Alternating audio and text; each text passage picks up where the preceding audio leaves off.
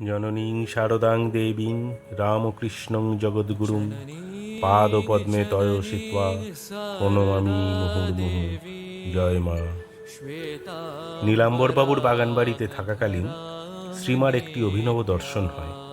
সেদিন ছিল পূর্ণিমা তিথি। রাকাচন্দ্রের বিমল কিরণে প্রকৃতি অপরূপ শোভা ধারণ করিয়াছে।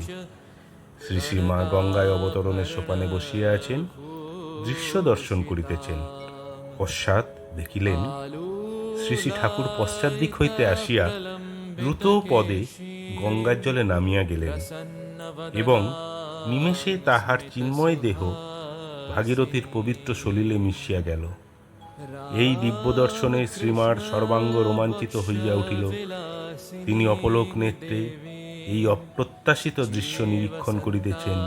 এমন সময় পুনঃ দেখিলেন স্বামী বিবেকানন্দ সেখানে উপস্থিত হইয়া জয় রামকৃষ্ণ বলিতে বলিতে দুই হস্তে সেই পূত ব্রহ্মবাড়ি চারিদিকে অগণিত নরনারীর মস্তকে সিঞ্চন করিতেছেন।